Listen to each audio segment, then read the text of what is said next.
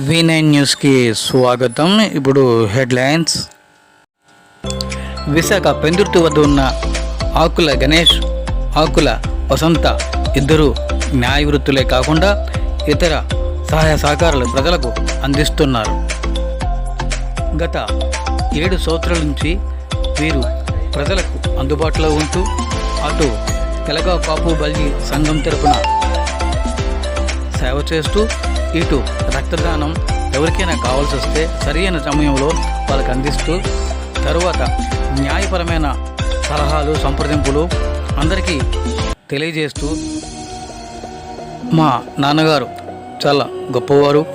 మా ఇద్దరిని కూడా న్యాయవాద వృత్తిలో చదివించి చక్కటి విద్యాబుద్ధులు నేర్పించారు. ఆకల వాసంతి మాట్లాడుతూ మా అన్నయ్య ఆకుల గణేష్ చిన్నతనం నుండి ఫ్రెండ్స్కి, రిలేషన్స్కి, వీధిలో వాళ్ళకి, తోటి వారందరికీ సహాయ సహకారాలు అందిస్తూ వారికి చేదోడు ఓదడుగా ఉన్నారు. ఈరోజు ఈ ఉన్నత స్థాయిలో ఉండి కూడా ఇంకా అందరికీ అందుబాటులో ఉంటూ సహాయ సహకారాలు అందిస్తున్నారని నాకెంతో గర్వంగా ఉన్నదని ఆకుల వసంతి చెల్లి తెలిపింది. ఆకుల గణేష్కి జాతీయ, అంతర్జాతీయ అవార్డులు కూడా వచ్చాయని తెలియజేశారు. ఎవరికైనా ఏ విధమైన అవసరం వచ్చినా న్యాయ సలహాల కోసం కానీ, రక్తదానం కోసం కానీ ఏ సమయమైనా మాకు ఫోన్ చేస్తే మేము సహాయ సహకారాలు అందిస్తూ సలహాలు ఇస్తూ అందుబాటులో ఉంటామని ఆకుల గణేష్ అడ్వకేట్ తెలియజేశారు.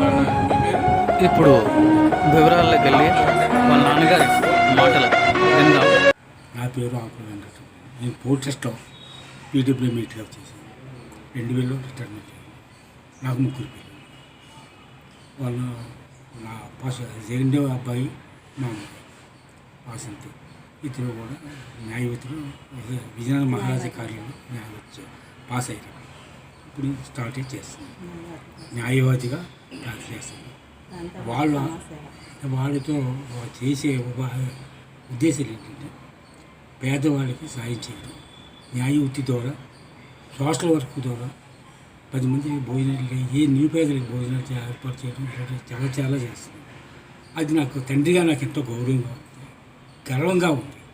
చెప్పాలంటే నా వంతు సహకారం నా బిడ్డలు చేసే చూసి సంతోషించి నా వంతు సహకారం ఇప్పుడు చిన్నప్పటి నుంచి కూడా వాళ్ళకి ప్రోత్సాహంతో నేను వాళ్ళు చేసే విధి చిన్నప్పటి నుంచి కూడా వాళ్ళు 10 మంది సాయం చేయాలని మంచి అభిప్రాయంతో ఉన్న పిల్లలు కాబట్టి ఇవాళ తండ్రిగా నేను చాలా గర్విస్తాను.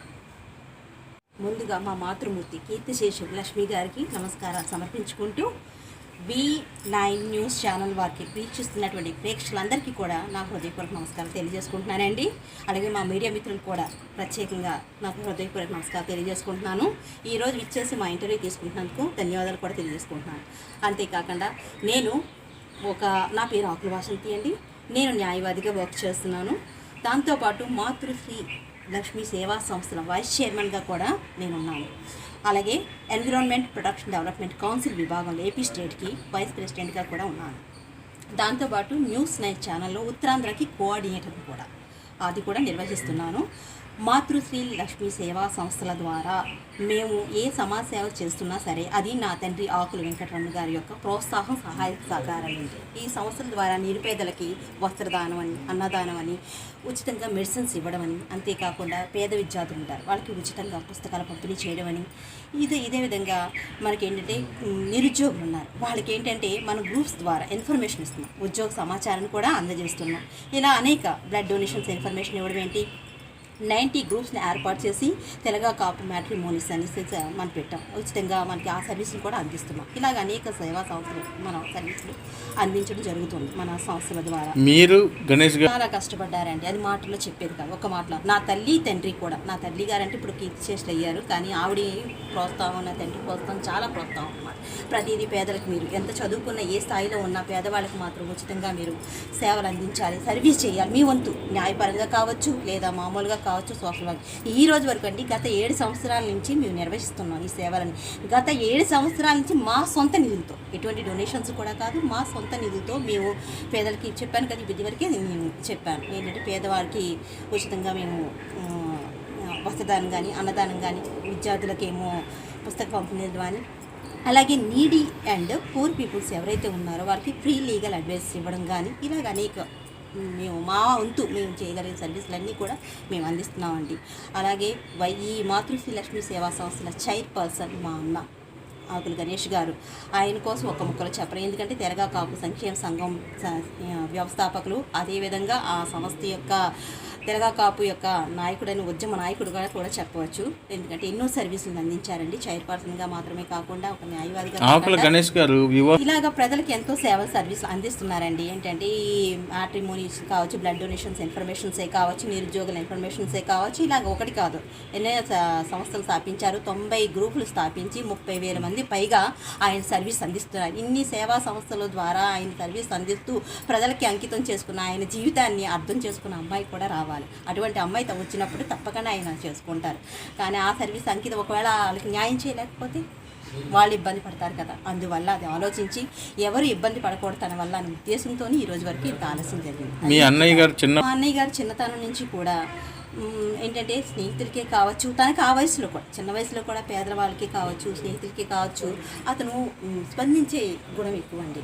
వాళ్ళకి తన వంతు ఏదో ఒకటి ఇచ్చేసేవారు అనమాట. నాన్నగారికి ద్వారా చెప్తే నాన్నగారు ఆ టైంలో సంపాదన కాదుగా, చిన్న వయసులో సంపాదించే వయసు కాదు కాబట్టి నాన్నగారు ఏదైనా చేస్తే తీసుకెళ్ళి ఇవ్వడం అని, అలాగే స్నేహితుల్లో కూడా ఎవరైనా ఇబ్బంది పడుతున్నారంటే వాళ్ళకి చేయడం కానీ, ఇలాగ తన దృష్టికి ఏదైనా వస్తే వాళ్ళకి చేయడం, ఇటువంటివన్నీ కూడా చేసేవారు. చిన్నప్పటి నుంచి ఆయనకి సహాయ సహకారాలు అందించే గుణం అయితే ఉంది ఎక్కువగాను. ప్రజల మనిషి అంటారు, ప్రజల సేవల్లోనే ఎక్కువగా ఉంటారు. ఇన్ని సేవలు చేస్తున్నా ఒక చెల్లిగా గర్వంగానే ఫీల్ అవుతాం కదండి. ఎందుకంటే పేదలకి సేవ చేయడం అనేది ప్రతి ఒక్కరు స్పందిస్తారు. మనకు ఉంటుంది, ఉన్న దాంట్లో పెట్టేవాళ్ళు ఎంతమంది ఉంటారు. అలా స్పందించే వాళ్ళు నాన్న ఉన్నాడనే గర్వం నాకు ఉంది. ఎందుకంటే మేము చేస్తున్నటువంటి ఈ సేవలను గుర్తించి మాకు ఈ అవార్డులన్నీ వచ్చాయి. బెస్ట్ అడ్వకేట్ అవార్డుగా పూరి అండ్ నీడ్ పీపుల్స్కి లీగల్ అడ్వైజ్ ఇవ్వడం వల్ల నాకు బెస్ట్ అడ్వకేట్ అవార్డు ఇచ్చారు. అలాగే ప్రతిభా సేవారత్న అవార్డులు ఇచ్చారు. అలాగే అన్నికైతే చెప్పవసరం లేదు, మాటల్లో చాలా అవార్డులు అందుకున్నారు ఆయన. ఈ అవార్డుల కన్నా ప్రజల నుంచి వచ్చేటువంటి మేము సహాయం అందిస్తున్నప్పుడు వాళ్ళు ఇచ్చేటువంటి ఆశీర్వచన కావచ్చు, ఏదైనా కావచ్చు, మాకు చాలా ఆనందంగా ఉంది.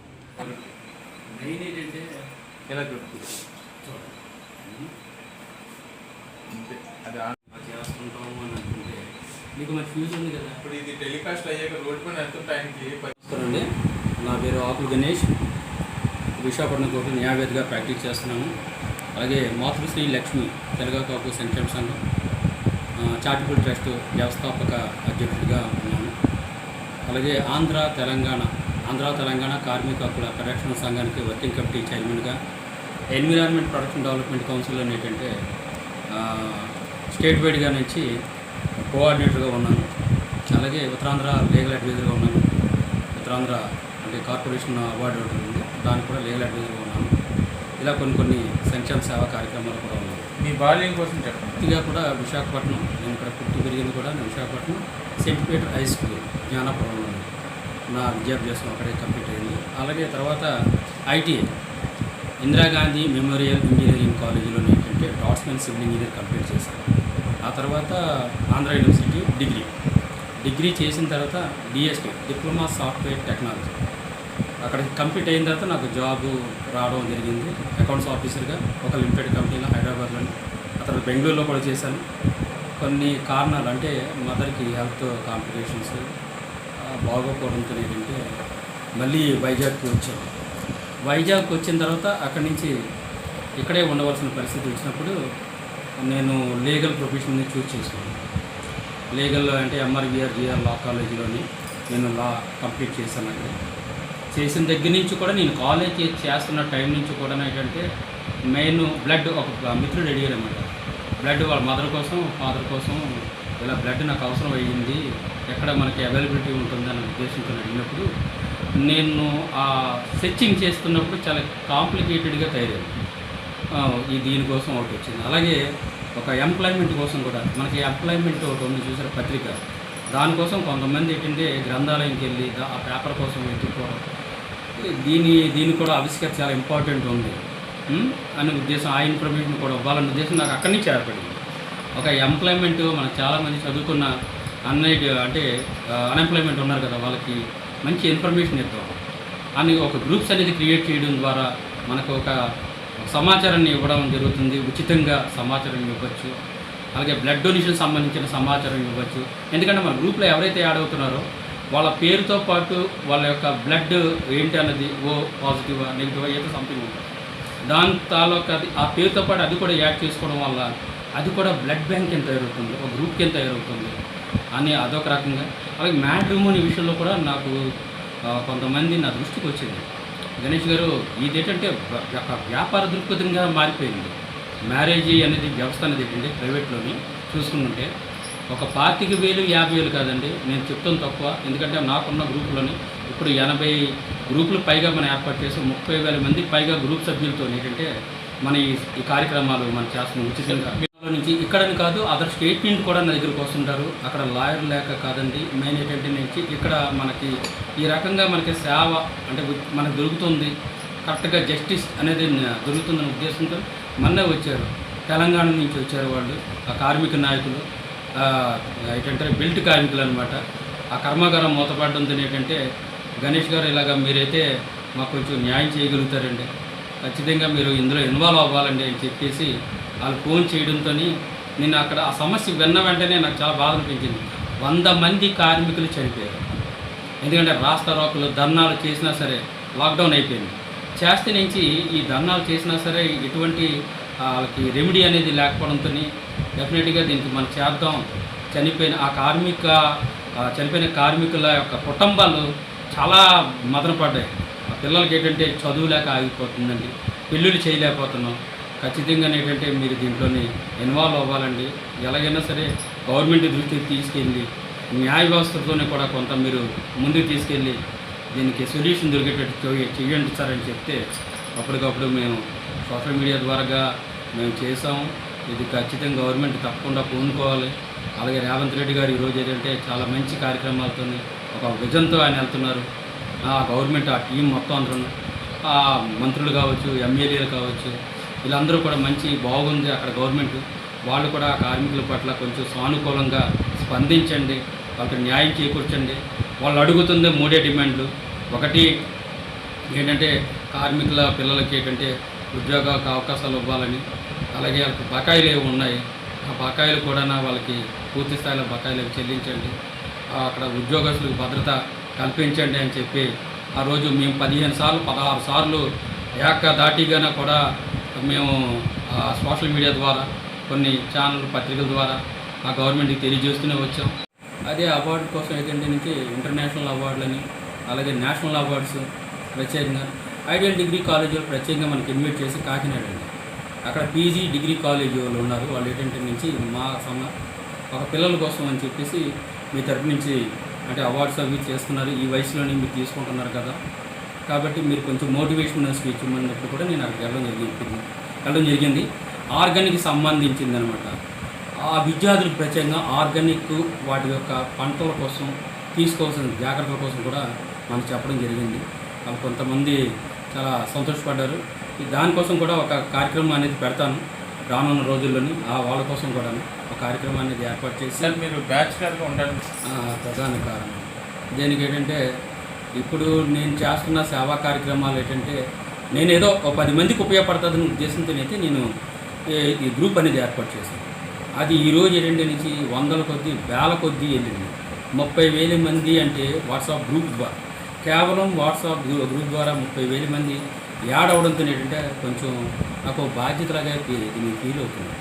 ఒకటి ఫస్ట్ మ్యారేజ్ అని, సెకండ్ మ్యారేజ్ అని, లేట్ మ్యారేజ్ అని, అలాగే బ్లడ్ డొనేషన్ సంబంధించిన కార్యక్రమాలు చేస్తున్నాం, ప్లేస్మెంట్కి సంబంధించిన సమాచారం ఇస్తున్నాం, డెవలప్మెంట్ వ్యాపారం కోసం అనమాట. చాలామంది నన్ను అడిగారు వ్యాపారం కోసం మనకి ఏంటంటే ఒక వేదిక అనేది లేదండి, ఈ వేదిక ఒకటి ఉంటే మనకి డెవలప్మెంట్ అవుతుంది కదా అని కొంతమంది సోదరులు నన్ను అడగడంతో ఏంటంటే ఇది కూడా మనం ఒక గ్రూప్ ఏర్పాటు చేస్తే వాళ్ళు కూడా ఏంటంటే ఇందులో అడ్వర్టైజ్మెంట్ సంబంధించింది అనమాట ఏర్పాటు చేస్తుంటే వాళ్ళు డెవలప్మెంట్ ఆ రకంగా బిజినెస్ డెవలప్మెంట్ అవుతుంది అనే ఉద్దేశంతో ఆ గ్రూప్ ఏర్పాటు చేయడం. ఇలాగ ఈడబ్ల్యూఎస్ ఎకనామికల్ వీకర్ సెక్షన్ అని చెప్పేసి కొంతమంది తెలగ కాపులకి ప్రత్యేకంగా ఏంటంటే వాళ్ళ సోదరులకి ఏంటంటే వాళ్ళకి వయసును బట్టి కాకుండా వాళ్ళు కూడా గవర్నమెంట్ ఇప్పుడున్న ఆ గవర్నమెంట్కి తెలియజేస్తాను, ఇప్పుడున్న గవర్నమెంట్ కూడా తెలియజేస్తున్నానండి. ఒక వయసును బట్టి కాకుండా వాళ్ళ పేదరికాన్ని బట్టి ఈ సంక్షేమ పెన్షన్ కావచ్చు ఏమైనా అవకాశం ఆ విధంగా ప్రొవైడ్ చేయాల్సిందిగా గవర్నమెంట్ కూడా తెలియజేస్తుంది. నాన్నగారు మదర్ ఉన్నప్పుడు కూడా చాలా చాలా చాలా సరదా పడేవారు ఈ కార్యక్రమాలకి. కాకపోతే న్యూట్రల్గా ఉండేవారు తను, అంటే ఒకరినే కదా కొడుతున్నాం.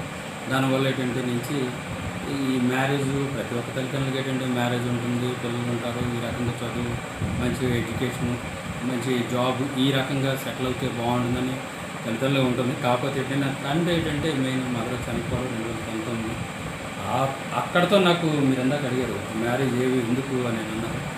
ఇక్కడ ఏంటంటే ఆ మ్యారేజ్ విషయం కూడా నాకు ఈ చనిపోయిన తర్వాత నాకు ఒక భావం కలిగింది. ఖచ్చితంగా నాకు ఊరిన నీడీ పీపుల్ చాలామంది సతమతమవుతుంది. లీగల్ ఎయిడ్ కోసం నేను ఏర్పాటు చేసి దానికోసం నాకు అప్పుడే అర్థమైందండి. ఒక కోర్టుకి వెళ్తుంటారు, అటు ఏంటంటే కోర్టుకి వెళ్ళగా ప్రతి వ్యక్తి కూడా అపరాధి కాదు.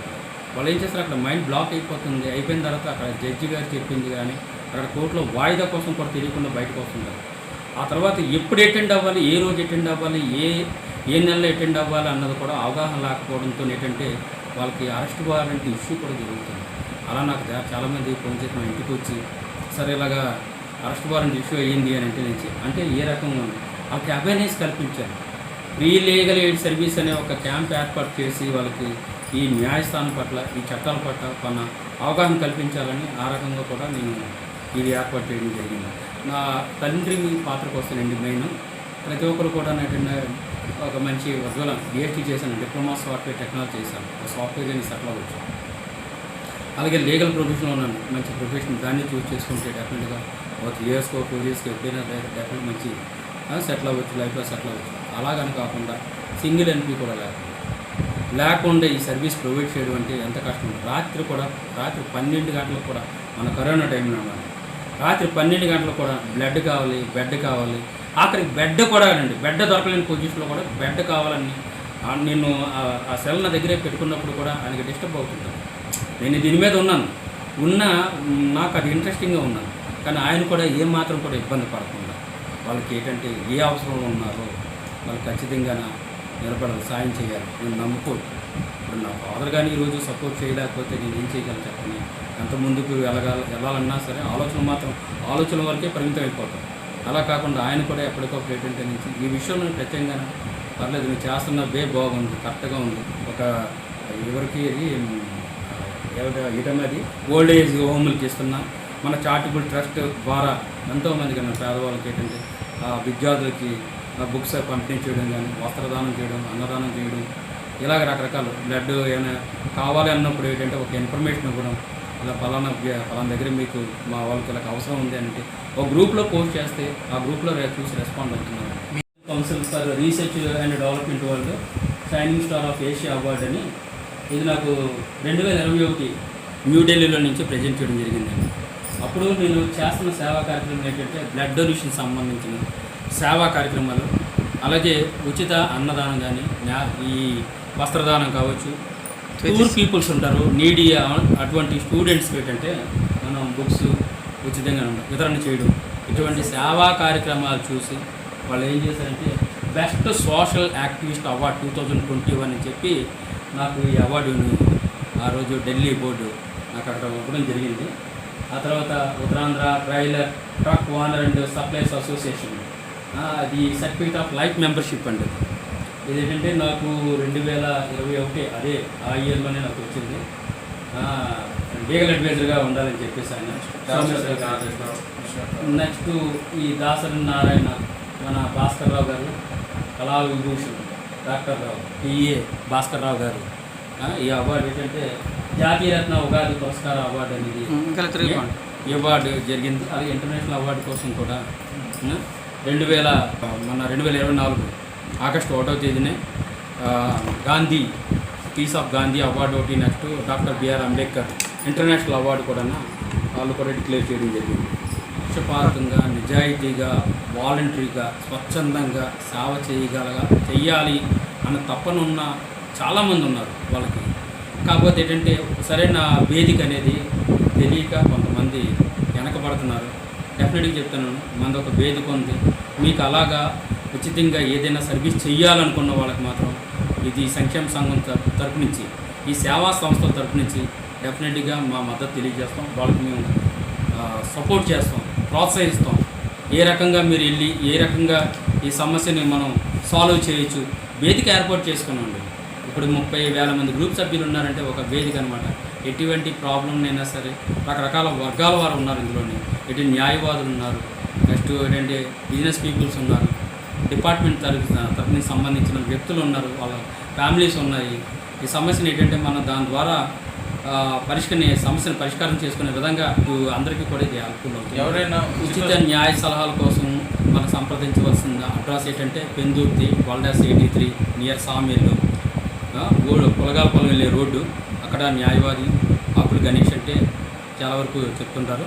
మీరు అక్కడికి వచ్చి నాకు ఫోన్ చేసినా చాలు. 6301445573 8179689054 ఈ నెంబర్ ఫోన్ చేస్తే డెఫినెట్గా మా స్టాఫ్ ఎప్పుడు అందుబాటులో ఉంటారు. 6301445573 మరొక నెంబరు 8179689054 ఈ నెంబర్ ఫోన్ చేసి కూడా మీరు సంప్రదించవచ్చు. సార్ చివరిగా చెప్పండి. ముందుగా నా తల్లిదండ్రులకి నా తండ్రికే తెలియజేస్తానండి ఈ విషయంలోని. ఎందుకంటే చాలా ప్రతి ఒక్కరు ఏంటంటే కామన్గా చెప్పే మాట, నా తండ్రి ఉన్నారు, నా తల్లి ఉన్నారు.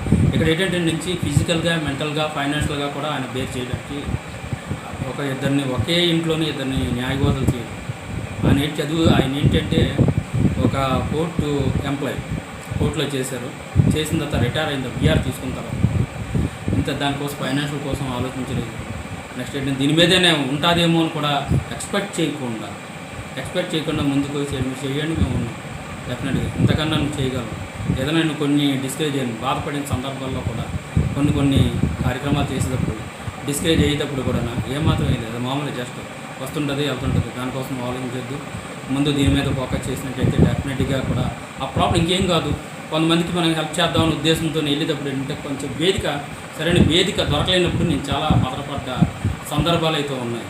అన్ని కేసులు మనం తీసుకుంటాం, అన్ని సక్సెస్ అయితే అవ్వలేం కదండి. కొన్ని సక్సెస్ అవుతుంటే కొన్ని ఫెయిల్యూర్ కూడా ఉంటుంటాయి. ఆ ఫెయిల్యూర్ అయ్యేటప్పుడు మాత్రం ఆయన అన్నారు ఇది సహజం, ఇది డెఫినెట్గానే మంచిది ఉంటుంది, ఇంకా బెటర్మెంట్ ఉంటుంది, బెస్ట్ అయిన ఒక రెమెడీని ఇవ్వగలుగుతావు, జస్టిస్ ఇవ్వగలుగుతావు నీ తరపు నుంచి అని చెప్పేసి ఆయన చాలా ఎంకరేజ్ చేసి. చాలామంది క్యాచ్గా ఉంటుంది, పాపాయి చేతి పెట్టచ్చు కదా, కాపునాడు పెట్టచ్చు కదా, లేకపోతే నుంచి ఇంకోటి ఏదో నాకు చెప్పాను. నాకు ఏంటంటే పేరు క్యాచ్యూ కదా, తెలంగాణ కాపు సంక్షేమ సంఘం తరపు నుంచి వచ్చిన అదేవిధంగా ఉచిత న్యాయ సలహాల కేంద్రం అనేది మనం ఏర్పాటు చేస్తాం. ఆ రకంగా కూడా మీరు అవకాశాన్ని ఉపయోగించుకోవచ్చు. అలాగే కార్మిక హక్కుల పరిరక్షణ సంఘానికి వర్కింగ్ కమిటీ చైర్మన్గా ఉన్నాను, ఆంధ్ర తెలంగాణ. ఆ రకంగా కూడా కార్మికులు ఎవరైనా ఉన్నట్టయితే మనం సంప్రదించవచ్చు.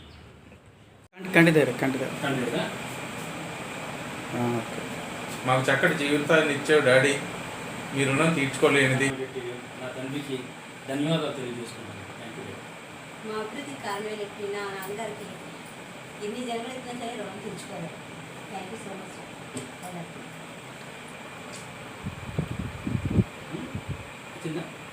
మెల్లపెట్టండి. ఇప్పుడు దొరికింది ఎప్పుడు ఓకే ఇప్పుడు మీరే ఇంతకంటే ఆనందం ఏమి అవసరం లేదు. ఇంకా చాలా సేవా కార్యక్రమాలు ఉన్నాయండి దీంట్లో చేయవలసింది. ఇలాంటప్పుడు మీ భార్య ఉంటే ఎట్లా ఉంది? ఎంత సంతోషంగా మన నిజంగా జీవితం మర్చిపోయిన సంగతి. ఓకే.